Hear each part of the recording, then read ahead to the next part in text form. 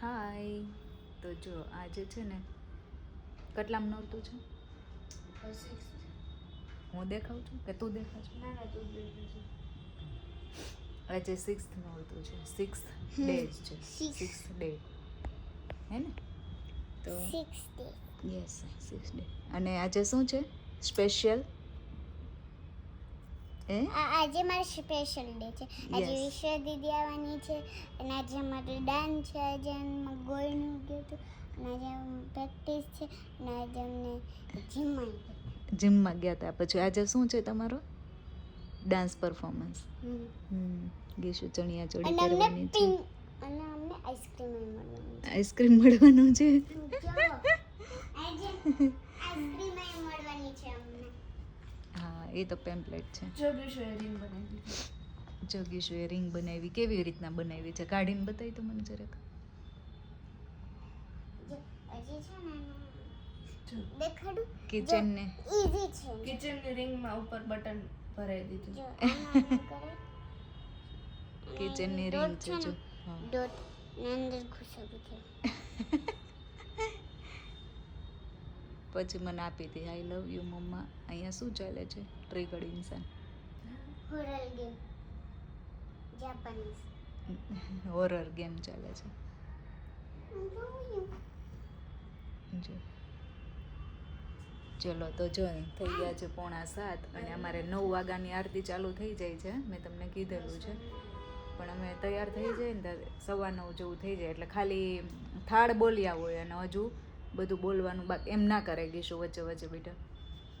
અને 6:45 ને 5 થઈ ગઈ છે તો હવે આ માતાજીનો ગરબો પ્રગટાઈ દઈએ અને આરતી બોલી લઈએ. પછી રેડી થઈ અને અમે તમને ગાઈસ જય માતાજી, જય શ્રી કૃષ્ણ. કેમ છો બધા?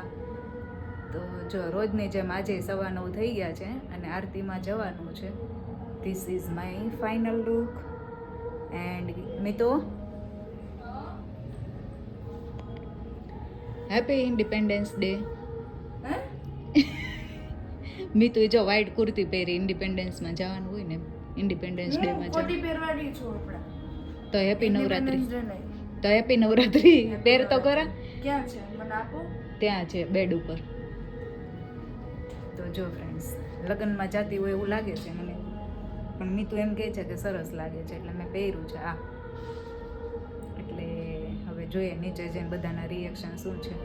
અને હા કાલે આજે છે ને મિતુ એટલા માટે કુર્તી પહેરી છે કે એ થાકી ગઈ છે અને કાલે મેં પેલું પહેર્યું હતું એમાં જ છે. કાલે મેં પેલું પહેર્યું હતું કુર્તી ચણિયા ચોળી પહેરીને પછી કુર્તી પહેરી લીધી હતી. આમાં છે થેલામાં. તો આજે હું પહેરવાની છું એનર્જી બુલ. એનર્જી બુલ રેડ બુલ પીવાની છું એટલે એનર્જી આવે ને પછી જબરજસ્ત રમવાનું. તો ચલો રમવા આરતીમાં ગરબામાં બધે જ. મને થોડુંક ઓકવર્ડ લાગે છે. ચોકર્સ પહેલો મેં તો જોઈએ. ચલો હવે નીચે જઈને શું છે બધાના રિએક્શન. જો હવે મીતુ હેપી નવરાત્રી. હેપી નવરાત્રી તૈયાર થઈ છે. જો એક દિવસમાં મીતુ આ કુર્તી તે મારી પહેરી લાગે છે આઈ થિંક કેમ કે તને બહુ ખુલ્લી થઈ છે. હા કઈ નહીં ઉપર કોટી આવી જશે ને એટલે ચાલશે. જો ગાઈઝ બેડ નહીં જો ને આને ઇગ્નોર કરજો. હા બસ આ જો. ઓકે ચલો તો આપણે જઈએ રાસ રમવા માટે. ચલો ચલો ચલો.